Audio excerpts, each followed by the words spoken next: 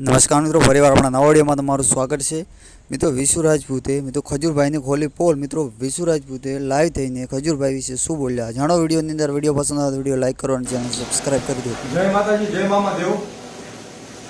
મારે અને કીર્તિ પટેલને જે પેલા કોન્ટ્રોવર્સી હતી એ કોન્ટ્રોવર્સીમાં જે 15 લાખ રૂપિયાની વાત થઈ હતી ને એ 15 લાખ રૂપિયાની વાત મને કોકે શીખવાડવામાં આવી હતી કે જે મને શીખવાડ્યું હતું અને હું સોશિયલ મીડિયાના મારા ઘોડપણના લીધે હું બોલી ગયો, પણ હકીકત એ વાત ખોટી હતી।